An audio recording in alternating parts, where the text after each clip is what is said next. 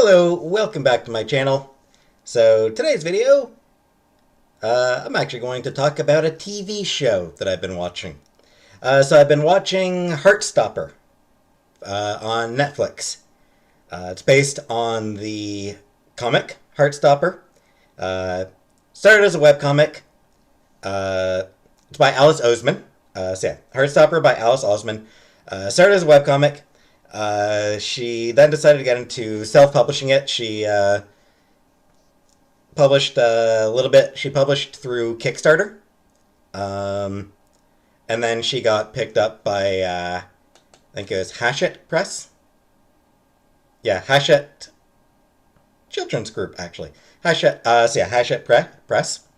Hachette Children's Group.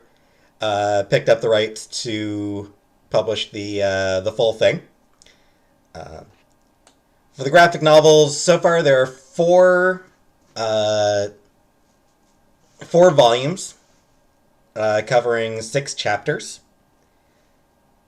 The 5th volume is going to come out next February, 2023. So the comic is really good. I really liked. I guess I must have only read the first volume.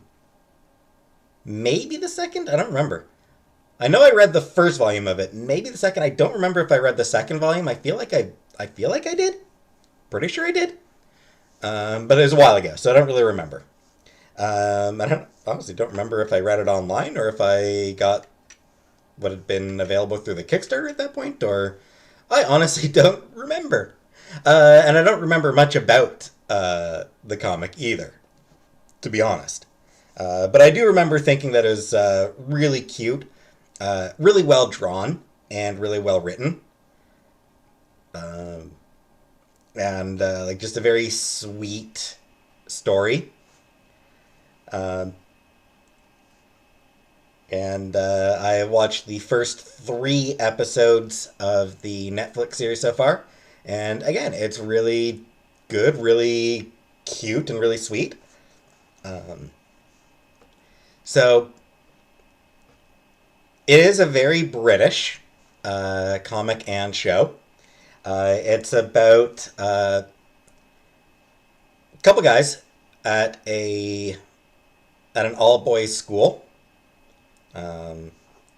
Charlie, who is apparently the only openly gay guy at the school, and Nick Nelson, who is sort of big man on campus, star of the school rugby team. Really popular guy and all that. And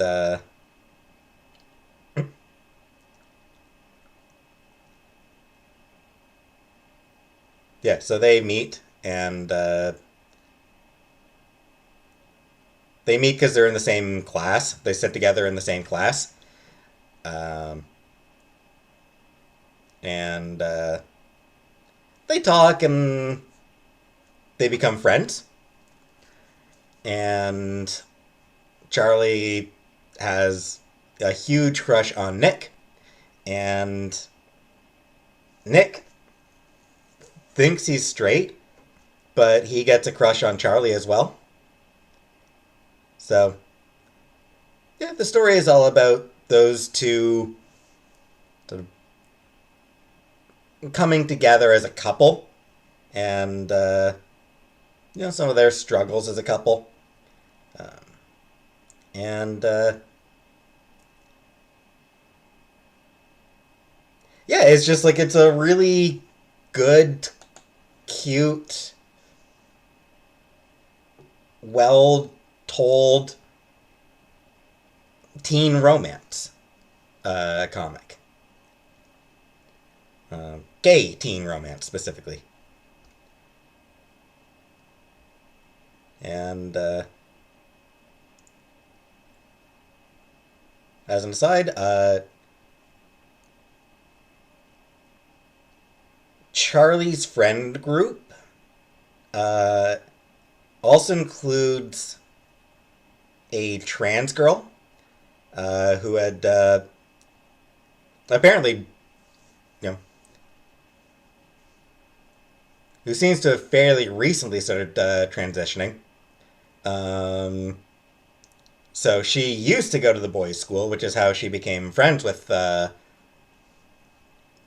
Charlie and his other couple of friends. But now that she's transitioning, now that she's a girl, now that she's living as a girl, she starts going to a girls' school instead. Um, and so that's pretty cool. Um, and what's interesting about it is I don't really remember much about the comic, but I don't think the comic treat had any sort of trans angst. And so far, 3 episodes into the show, there's no trans angst, um, which is always good to see. Um, it's always nice when trans characters are allowed to exist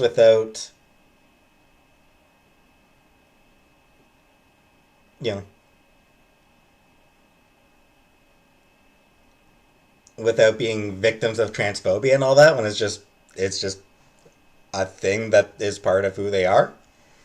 Um, and I don't remember much in the way of gay angst either in the comic, and not much so far in the show. There's occasional homophobia, but it gets shut down. Um,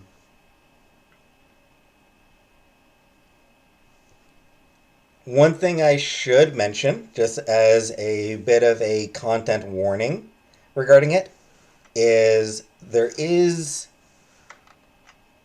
a small amount of sexual assault. Specifically, Charlie, at the beginning of the story, Charlie is going out with this guy named Ben, who wants to keep their relationship a secret. He wants to keep it secret that he's interested in men. Um, and he actually also has a girlfriend. And Charlie gets sort of fed up with it, especially when he finds out that Ben has a girlfriend. Uh,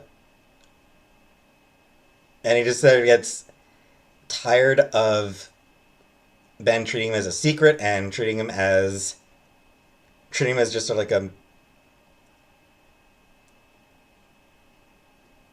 a booty call, but only for makeouts. There's no actual sex, but yeah, sort of like a just whenever Ben wants to kiss a guy, that's when he calls calls Charlie or texts Charlie, and Charlie just sort of gets fed up with it. Um, Ben and breaks it off with Ben.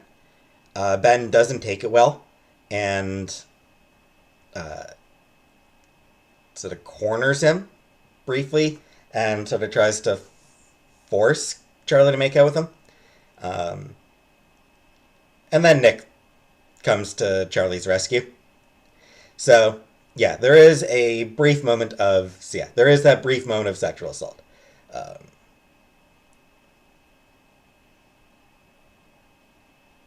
and like I said, there's occasional bits of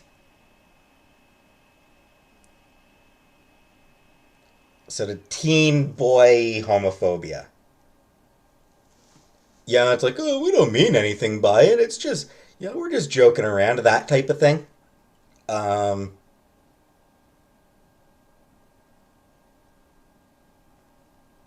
but again, they do it around Nick, who just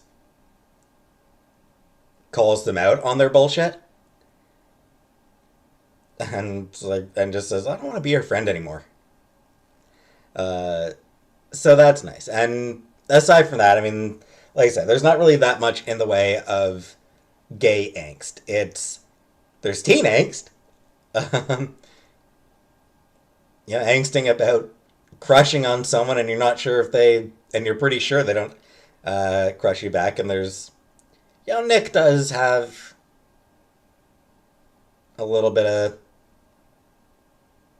trouble coming to grips with his own attraction to a boy, but um, doesn't take as long as you'd expect it to. Uh, so yeah, it does. The show does try. The comic and show try to be as queer positive as they can, while maintaining a little bit of authenticity in terms of some teen boys are just jerks.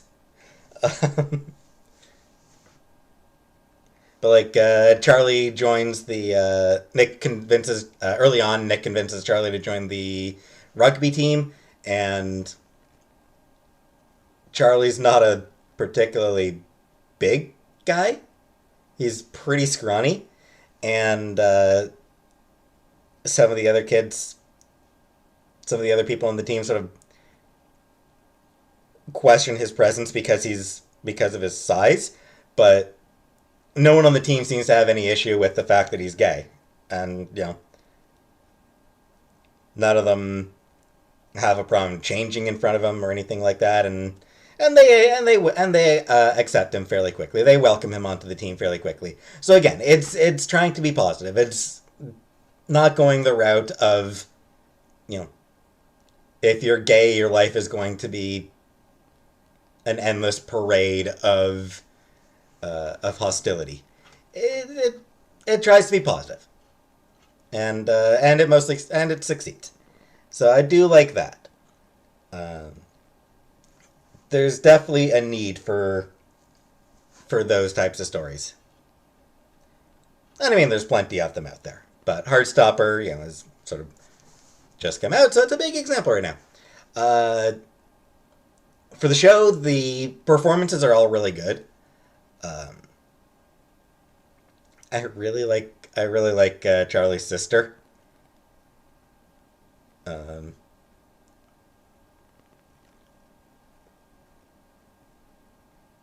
she's supportive, but also like just a little bit trolly. So she's really fun. The actors playing Charlie and Nick have good chemistry. Um, mostly, they've got pretty good chemistry, and they do both put in good performances. They do both do a good job, sort of getting across being sort of teens who are freaking out about their feelings, as teens do. And that's it. Like I said, 3 episodes in. So it's still fairly early in the series. It's an 8 episode series. Um, so I'm not quite halfway through, but I am enjoying it so far. It's well made. I like the music. I am an indie hipster douchebag, so I do appreciate the soundtrack having a lot of sort of indie stuff. Um, Wolf Alice is on there, and I really like Wolf Alice. They're a band that I really enjoy. A lot of the other stuff I'm not actually familiar with. Baby Queen seems to be a favorite of the producers. Um, a lot of Baby Queen songs. Um, Churches is in there. Oh snap! I didn't realize this, but "I Belong in Your Arms" by Chairlift, which is a song that I actually already knew and really enjoy. Uh, apparently that's in there. I haven't reached that. It seems to be late in the series, so I haven't reached it. But yeah, that's awesome. Uh, so yeah, I appreciate indie vibe of the soundtrack. I really like that part because I am, as I said, indie hipster douchebag.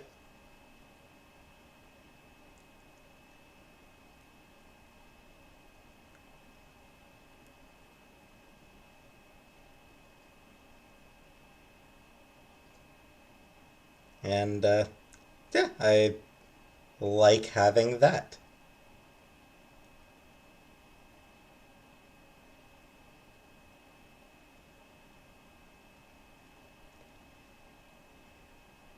So yeah, I've really enjoyed the music so far. I'll need to honestly, I'm really gonna need to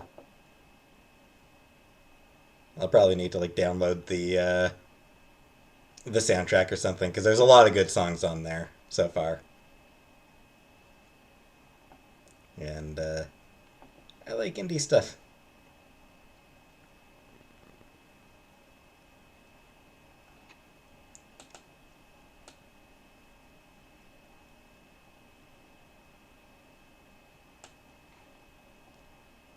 So yeah, I suppose that's about all that I need to say about the show.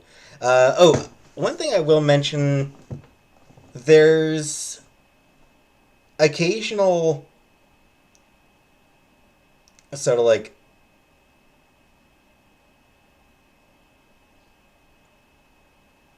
cartoonish bits thrown in. So like you'll get like cartoon hearts above someone's head, or um,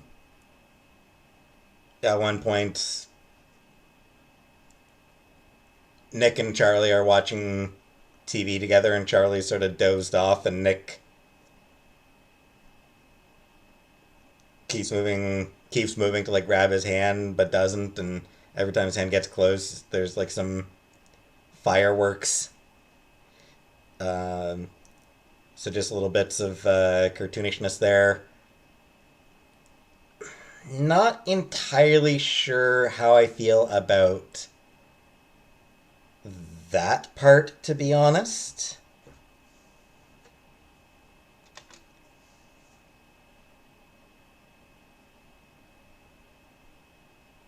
It sometimes feels a little bit odd, I guess, just because the show is otherwise fairly granted. Yeah, but it's fine.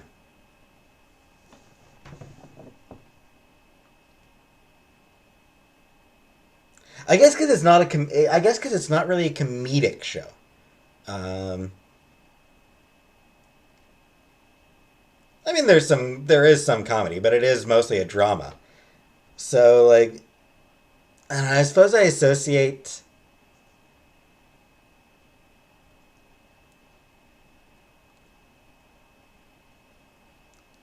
I guess, animated accents. I guess you might call them.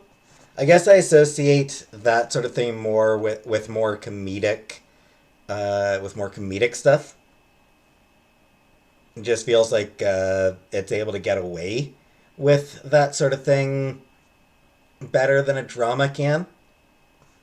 Just because the you're already primed for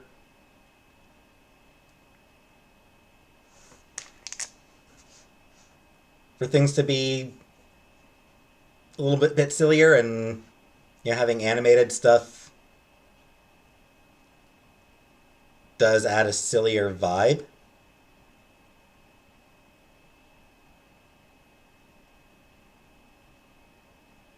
In this case, I suppose it's more to add to the drama. Like I said, I'm not sure that particular aspect of it works for the show. But that minor quibble aside, and it is a very minor quibble, um, that aside, it's otherwise just a very strong show. based on a very strong comic. Um,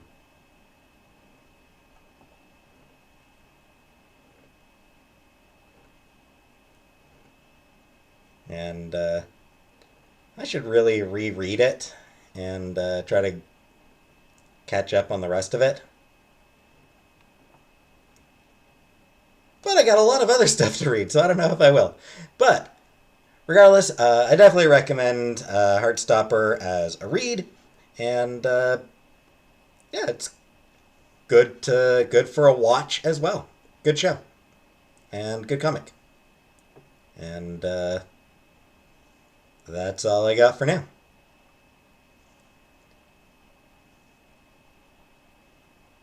So tomorrow will be another episode of Mass Effect 2. So tune in for that. But for now, thanks for watching, and have a nice day.